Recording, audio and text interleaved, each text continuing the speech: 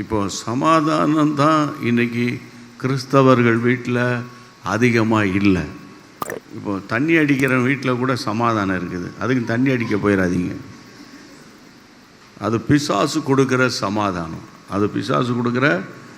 இப்போ நான் பேசுகிற குரூப் யார்கிட்ட பேசுகிறேன்னா, ஆண்டவரை நேசிக்கிறவங்க, கர்த்தரை நேசித்து பைபிள் படிக்கிறவங்க, ஆண்டவர் மேலே அன்பு வைத்திருக்கிறவங்க, ஊழியத்துக்கு போகிறவங்க, கூட்டங்களுக்கு வர்றவங்க, ஜெபிக்கிறவங்க. ஒரே வார்த்தையில் சொன்னால், ஜெபிக்கிற பிள்ளைகள் அல்லது ஜெபத்தின் மேலே வாஞ்சை உள்ள பிள்ளைகள் வீட்டில் பிசாசு சமாதானத்தை கெடுக்கிறான். சமாதானம் கெட்டு போச்சுன்னா ஜெபம் வருமா வராதா? ஜெபம் வராது. இந்த சமாதானம் அதிக சமாதானக்கேடு கூட கூட கூட தான் மனதளவில் பாதிப்பு வருது. மனதளவில் பாதிப்பு வருது. இப்போது ஒரு இடத்துல ஒரு புருஷன் ஒய்ஃபை தாய்கிட்ட விட்டுட்டு போயிட்டான். சொல்லாமலாம் போயிட்டான். அப்புறம் அவன்கிட்ட ஃபோன் போட்டால் ஃபோன் எடுக்க மாட்டான்றான். அவங்க என்னெல்லாமோ பண்ணுறாங்க, ஆனால் ஃபோன் பிக்கவே பண்ண மாட்டான். ஒரு நாள் ஃபோனில் கூப்பிட்டு சத்தம் போடுறான் அப்படின்னு அந்த தாய் பாவம் வேதனையோடு எனக்கு மெசேஜ் அனுப்புனாங்க.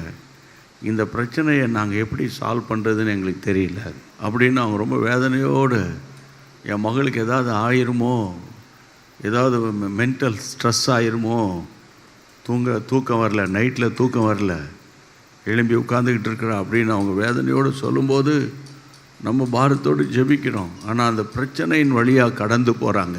இதே மாதிரி ஒவ்வொரு வீட்லேயும் ஒவ்வொரு பிரச்சனை. போன வாரத்தில் நான் ஆன்லைனில் கூட உங்ககிட்ட சொன்னேன், உங்களுக்கு ஞாபகம் இருக்கா தெரியல. 2வது வகுப்பு படிக்கிற ஒரு பிள்ளைய செல்ஃபோன் அடிக்ஷன்லேருந்து வெளியே கொண்டு வர முடியல. எத்தனாவது வகுப்பு? 2வது வகுப்பு. உங்களால் நம்ப முடியுதா? அந்த காலத்தில் என்னென்னா, செல்ஃபோனை பிடிங்கிட்டு 4 சாத்து சாத்துனா சரியாயிடும். புரியுதா உங்களுக்கு? அதோடு சரியாயிடும்.